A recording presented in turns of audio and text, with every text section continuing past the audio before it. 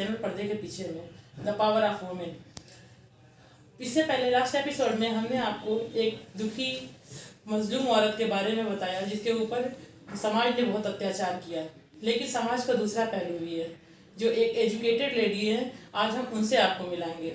ये एक ऐसी लेडी हैं जो किसी परिचय की मोहताज नहीं, फिर भी हम आज इनसे परिचय खुद इनसे ही जाना चाहेंगे। हाँ मैडम, डॉक्टर आप अपना नाम बताइए। नमस्कार, मेरा नाम डॉक्टर नम्रता श्रीवास्तव है और मैं यहाँ के ज़िला अस्पताल मऊ के ज़िला अस्पताल में होम्योपैथिक चिकित्सा अधिकारी के पद पर तैनात हूँ। देखिए, ये डॉक्टर साहब हैं डॉक्टर नम्रता श्रीवास्तव जी। आज हम इनके बीच हैं। इनको ये आपको आज इंस्पायर करेंगी कि लेडी का एक रूप ये भी होता है, एक महिला का एक रूप ये भी होता है। हाँ, तो डॉक्टर साहब सबसे पहले आप ये बताइए कि आपने अपनी एजुकेशन कहाँ से ली? मेरी जो बेसिक एजुकेशन है मैम वो कानपुर में हुई है जी। और मैंने इंटरमीडिएट अपना Mariampur senior secondary school, Kanpur का बहुत ही फेमस गर्ल्स स्कूल है, वहाँ से एजुकेशन ली है, प्राइमरी एजुकेशन। और उसके बाद फिर मेरा गवर्नमेंट होम्योपैथिक मेडिकल कॉलेज जो कि गाज़ीपुर में सिचुएटेड है, वहाँ से मैंने bachelor in homeopathic medicine and surgery किया है। और इसके बाद मैंने फातिमा हॉस्पिटल मऊ का जो काफ़ी रेप्यूटेड हॉस्पिटल है, वहाँ से diploma in reproductive and child health doctor Jude के अंडर में किया है। अच्छा, तो मैम ये बताएंगे कि आज जब अंग्रेज़ी दवाओं का इतना ज़्यादा चलन है कि सारे लोग सोचते हैं कि फ़ौरन रिकवरी के लिए हम अंग्रेज़ी मेडिसिन ले लें, तो इस टाइम में आपने होम्योपैथी की लाइन क्यों चुना? देखिए मैम, इसके पीछे कुछ ना कुछ पारिवारिक सिचुएशंस भी रही।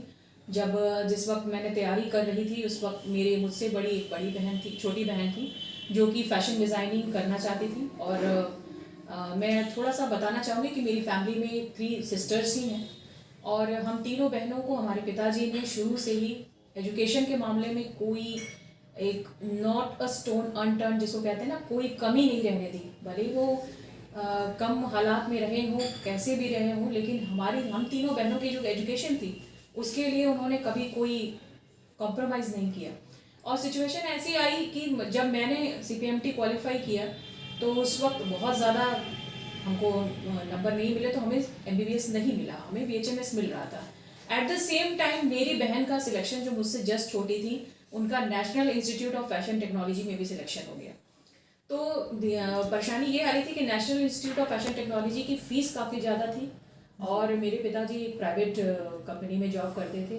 तो मुझे ये लगा कि जितना मेरे पास बजट है, जो मेरे फादर अफोर्ड कर सकते हैं, उसमें दोबारा जो तैयारी का खर्च था वो काफ़ी ज़्यादा था जी। तो मुझे ये लगा कि जो मुझे मिल रहा है इस टाइम तो मैं उसी को परस्यू कर लेती हूँ। और मेरे फादर ने भी कहा कि बेटा जो आपको मिल रहा है पहले आप उसे स्टार्ट कीजिए, फिर भले जो होगा आगे देखा जाएगा। और इसी दृष्टिकोण से मैंने एडमिशन तो ले लिया। 3rd काउंसलिंग में मेरी एडमिशन मतलब जस्ट आफ्टर 12th, मैंने कोई गैपिंग नहीं है मेरी, जस्ट आफ्टर 12th मेरा एडमिशन हो गया। तो मुझे जो मिला मैंने सोचा कि चलिए इसमें स्टार्ट करते हैं जी। और फिर आगे करते करते सीढ़ी दर सीढ़ी चढ़ते गए और ये डिग्री मैंने कंप्लीट कर ली। इसी दरमियान ये हो गया। हालांकि मैं करना चाहती थी और तैयारी करना चाहती थी, लेकिन कुछ ऐसी पारिवारिक सिचुएशंस बनी कि मैं नहीं दोबारा कर पाई और मुझे जो मिला मैंने उसी को कोई नहीं मैम, जो आपने किया वो बहुत अच्छा किया और जो आप कर रही हैं वो भी बहुत अच्छा कर रही हैं। ये तो खुद आप एक समाज सेवा कर रही हैं। देखिए, सबसे पहले तो सैल्यूट है इनके फादर को जिन्होंने अपनी बेटियों की पढ़ाई से कोई कंप्रोमाइज़ नहीं किया और जिनको कभी अफसोस नहीं था कि उनका लड़का नहीं है, लड़कियां हैं जिनको उन्होंने कभी उसको बर्डन नहीं समझा। सबसे अच्छी बात तो ये एक समाज के लिए इनके फादर भी एक आइकॉन बन चुके हैं। हाँ, तो मैम ये बताइए कि आज वुमेंस डे है, क्या आज आप वुमेंस को, कुछ महिलाओं को उनकी हेल्थ से, उनके फ्यूचर से रिलेटेड, उनके घरेलू हालात से रिलेटेड कुछ आप मैसेज देना चाहेंगे? डेफिनेटली मैम, मैं आज जो मनाने का है, ऐसा नहीं है कि सिर्फ महिलाओं को खुश होना चाहिए कि नहीं आज हमारा दिवस है, क्योंकि बिना समाज में महिला और पुरुष दोनों का बराबर का योगदान होता है। और मैं ये नहीं समझती कि महिलाएं ज़्यादा हैं या पुरुष ज़्यादा है। मेरा मानना है कि दोनों का बराबरी का दर्जा है। दोनों एक गाड़ी के 2 पहिए हैं जिसमें कि एक भी पहिया अगर खराब होता है तो गाड़ी सही से नहीं चल पाएगी। सही बात है, बिल्कुल सही। तो इसलिए मैं मानती हूँ कि हमें आज के दिन ये नहीं सोचना चाहिए कि हमें पुरुषों से नफरत करनी है, हम सुपीरियर हैं, ऐसा नहीं सोचना चाहिए। फेमिनिज्म जो वर्ड है, फेमिनिज्म ये कहता है, फेमिनिज्म की परिभाषा ये है कि समाज में महिला का और पुरुष का बराबरी का दर्जा हो, इक्वल राइट्स हो, इक्वल अपॉर्चुनिटीज हो, ना कोई किसी से ज़्यादा है ना कोई किसी से कम है, हम दोनों एक दूसरे के पूरक हैं। इसलिए हमें पुरुषों का भी सम्मान करना चाहिए और ख़ास तौर से अपने भाइयों से निवेदन करती हूँ, अभी जितने भी पुरुष ये मेरी मैसेज सुन रहे हैं, मैं चाहती हूँ कि आप हर महिला अपनी एक बहन, अपनी माँ या अपनी बेटी देखें, क्योंकि ये समाज तभी बदलेगा जब हमारा दृष्टिकोण बदलेगा। हम बड़ी बड़ी बातें करते हैं, अंतर्राष्ट्रीय महिला दिवस मनाते हैं, लेकिन वो बदलाव तभी आएगा जब हमारे दृष्टिकोण में परिवर्तन आएगा। साथ ही चिकित्सक होने के नाते मेरा सबसे महत्वपूर्ण संदेश अपनी बहनों के लिए है कि अपने स्वास्थ्य से समझौता कभी ना करें। अगर आप अंदर से मजबूत नहीं हैं, अंदर से पौष्टिक आहार नहीं लेती हैं, तो इस समाज को अपना योगदान कभी नहीं दे पाएंगे।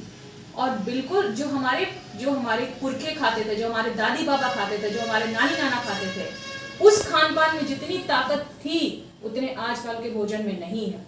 अगर आप अपने दादी बाबा की बात मानते हैं, माता पिता की बात मानते हैं और वो जो खाते थे वो खाएंगे, तो आप अंदर से मजबूत बनेंगे, स्ट्रांग बनेंगे, तभी इस समाज को कुछ दे पाएंगे। और आजकल का जो फास्ट फूड का जो चलन है, मैं इसके बिल्कुल दूर विरोधी हूँ और मैं चाहती हूँ कि आप इससे दूर रहें ताकि आपका स्वास्थ्य बना रहे। सही है। मैम, आपके बच्चे हैं? जी बिल्कुल। हाँ, कितने बच्चे हैं?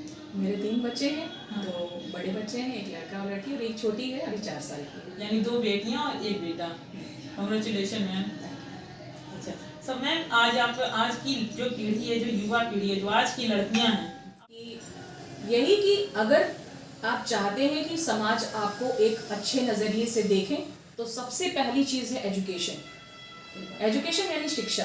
अगर आपके माता पिता आपको शिक्षा देने के लिए सोचते हैं या स्कूल भेजते हैं, तो उनका धन्यवाद करिए, उनका सम्मान करिए कि इन सारी कुरीतियों के बावजूद, इस सारी जितने समाज में बुराइयां हैं, इसके बावजूद उनके अंदर ये हिम्मत जागती है कि हमें अपने बच्ची को एजुकेट करना है। और बहुत सारी बच्चियां मैं देखती हूँ कि आजकल का जो माहौल है, जो आजकल जो इंटरनेट और टीवी का जो गलत तरीके से प्रयोग हो रहा है, उसमें बच्चियां मोटिवेट भी हो रही हैं, लेकिन कहीं ना कहीं वो गलत रास्ता भी पकड़ लेती हैं। जी। तो ये संदेश मेरा सभी बच्चों से है, लड़कियों से नहीं, लड़कों से भी है, कि इंटरनेट और मीडियम का जो माध्यम है उसको आप एजुकेशन के लिए, उसको आप नॉलेज के लिए यूज़ करिए।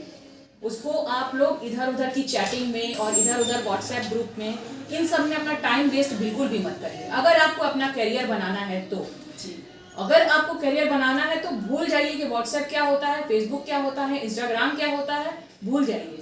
आप सिर्फ और सिर्फ मोबाइल को अपने एजुकेशन के लिए, अपने नॉलेज के लिए यूज़ करिए, तभी आपका भविष्य बन सकता है बच्चों।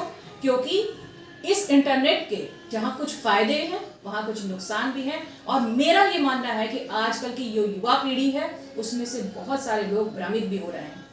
और कई सारे एड्स मैंने देखे हैं आजकल टीवी पे आते हैं जो गेम्स को प्रमोट कर रहे हैं कि बच्चे गेम्स खेलें, डाउनलोड करें। जी। मैं यही संदेश देना चाहूँगी उन बच्चों से, कृपया ऐसे गेम्स को डाउनलोड बिल्कुल ना करें।